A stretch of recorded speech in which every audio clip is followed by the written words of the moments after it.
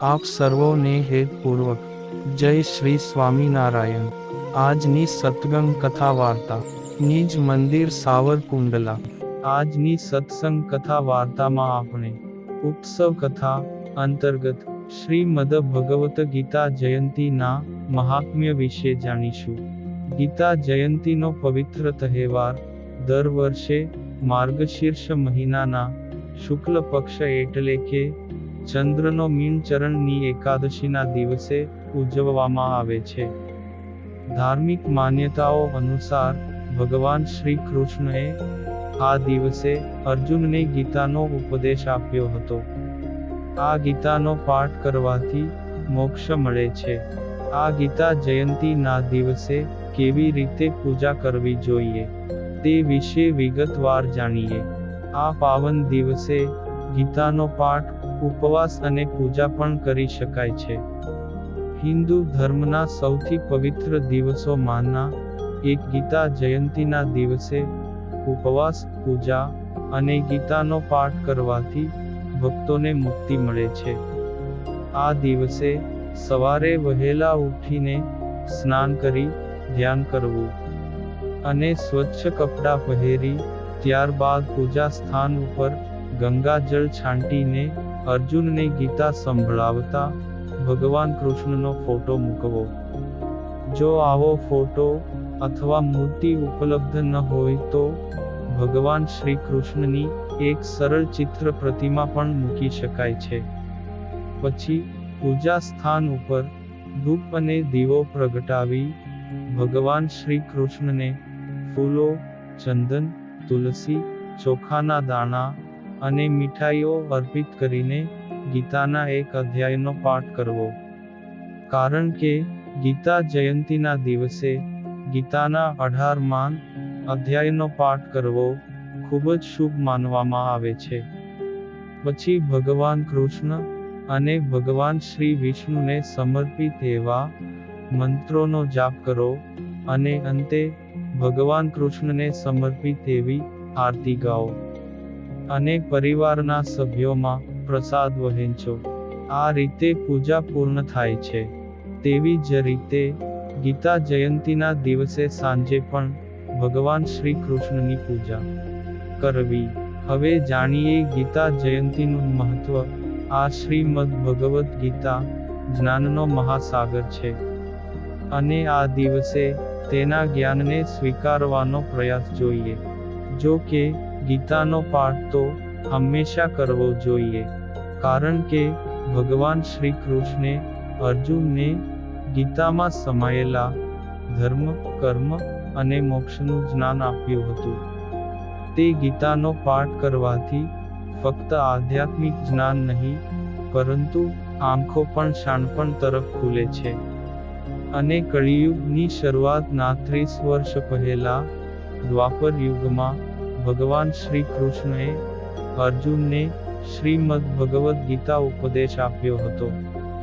શ્રીમદ ભગવદ્ ગીતાના 18 અધ્યાયમાંથી પ્રથમ 6 અધ્યાયોમાં કર્મયોગ, પછીના 6 અધ્યાયોમાં જ્ઞાનયોગ અને છેલ્લા 6 અધ્યાયોમાં ભક્તિ યોગનો ઉપદેશ છે। આ ગીતા જયંતીના દિવસે મોક્ષદા એકાદશી પણ છે।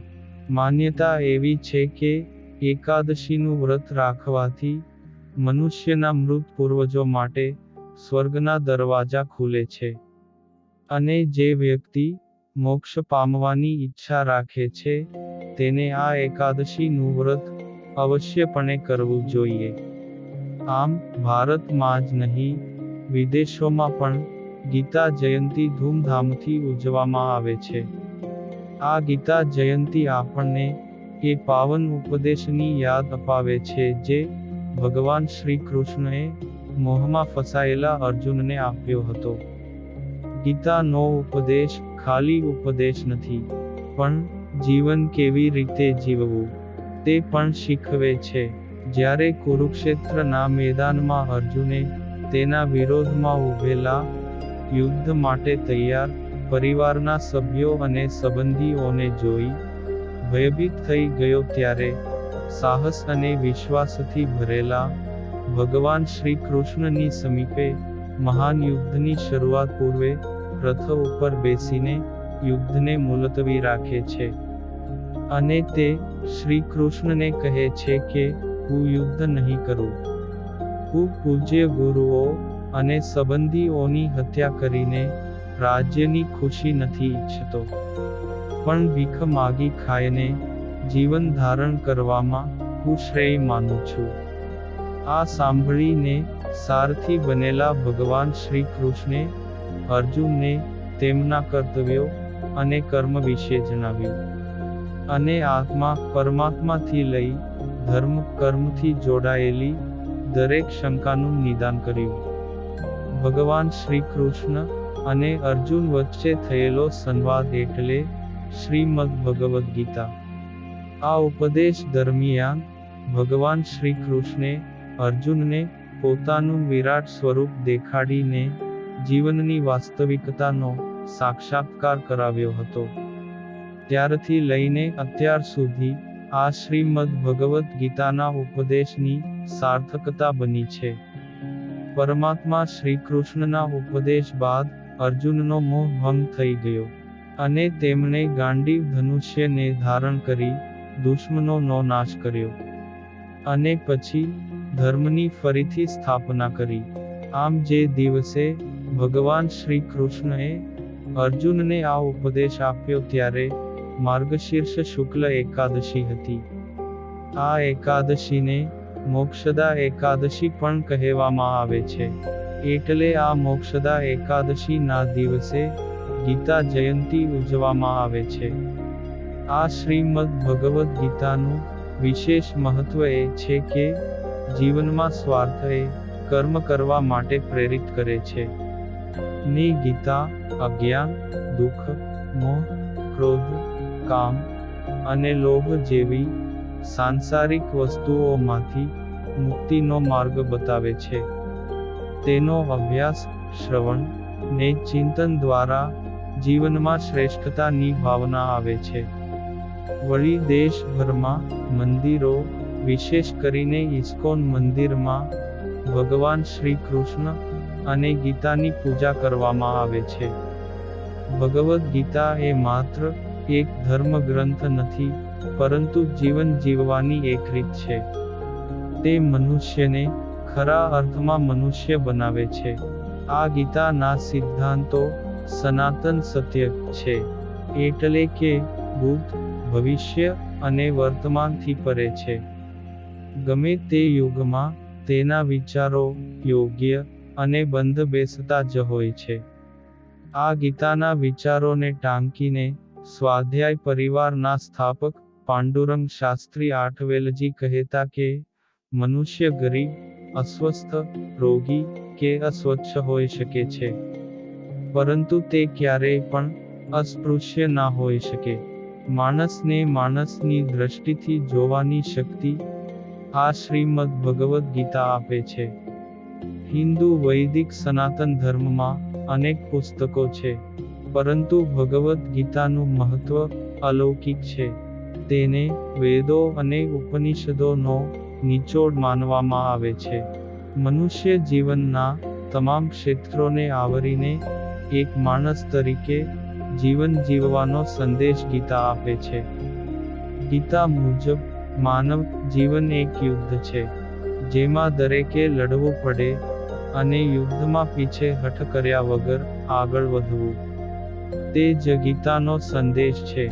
આ શ્રીમદ્ ભગવદ્ ગીતામાં 700 શ્લોક અને 18 અધ્યાયોનો સમાવેશ થાય છે.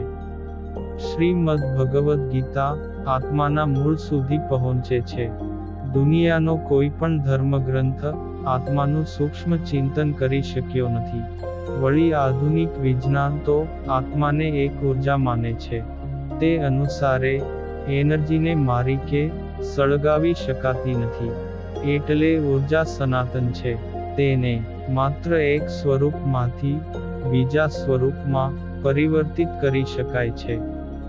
તે જ વાત ભગવાન શ્રી કૃષ્ણએ 5000 વર્ષ પહેલા સિદ્ધ કરી હતી. શ્રીમદ્ ભગવદ્ ગીતાના બીજા અધ્યાયના 23માં શ્લોકમાં ભગવાન કૃષ્ણએ કહ્યું છે કે આ આત્મા એટલે કે ઉર્જાને કોઈ શસ્ત્ર છેદી શકતું નથી, અગ્નિ બાળી શકતો નથી, પાણી ભીંજવી શકતું નથી, હવા સૂકવી શકતી નથી. આત્મા નિત્ય, સનાતન અને અવિનાશી છે. જેવી રીતે મનુષ્ય જૂના વસ્ત્રો બદલીને નવા વસ્ત્રો ધારણ કરે, તેવી જ રીતે આત્મા પણ જીર્ણ અને પ્રાચીન શરીરને ત્યાગી નવું શરીર ધારણ કરે છે. આ જ પ્રકારે ભગવદ્ ગીતામાં કર્મ વિશે માહિતી આપી છે. ભગવદ્ ગીતા એવું નિશ્ચયપૂર્વક કહે છે કે મનુષ્ય મૃત્યુ સુધી નિરંતર કર્મ કરતા રહેવું જોઈએ. તેમાં પણ ખાસ એ બાબતનું ધ્યાન રાખવું જોઈએ કે આપણે જેવું કર્મ કરીશું તેવું જ પરિણામ મળશે. ભગવદ્ ગીતામાં ક્યારેય પણ કોઈને ચોક્કસ કર્મ જ કરવા માટે આગ્રહ નથી કરાયો. માંસાહાર પર પણ ભગવાને સત્ય સમજાવ્યું છે કે માણસ કોઈ પણ પ્રકારનું ભોજન લઈ શકે, પરંતુ જેવો મનુષ્યનો આહાર હશે તેવો જ તેમનો વિચાર હશે. ભગવાને ગીતામાં સ્પષ્ટ કહ્યું છે કે મનુષ્ય નિષ્કામ કર્મ કરવું. નિષ્કામ કર્મ એટલે નિસ્વાર્થ ભાવે થતું કર્મ. મનુષ્ય પાસે માત્ર કર્મ કરવાનો અધિકાર છે, કર્મના ફળનો નહીં. ભગવાન કૃષ્ણ નિષ્કામ કર્મનું મહત્વ સમજાવે છે કે જ્યારે આપણે કોઈ અપેક્ષા સાથે કાર્ય કરીએ તો તેમાં પવિત્રતા નથી રહેતી. પરંતુ જ્યારે આપણે નિસ્વાર્થ ભાવે કોઈ કર્મ કરીએ તો તેનું ચોક્કસ ફળ મળે છે. આમ શ્રીમદ્ ભગવદ્ ગીતા જ્ઞાનનો વિશાળ દરિયો છે, અને આજે ગીતા જયંતીના શુભ અવસરે આપણે તેના એક ટીપા જેટલો પણ અભ્યાસ નથી કર્યો, પરંતુ તેમનું મહાત્મ જ્ઞાન સામાન્ય રીતે સાંભળીને ધન્યતા અનુભવી છે. અને હવે પછીની કથા વાર્તા આપણે આગળના ભાગમાં સાંભળશું. અત્યારે આપ સર્વોને ભાવથી જય શ્રી સ્વામિનારાયણ.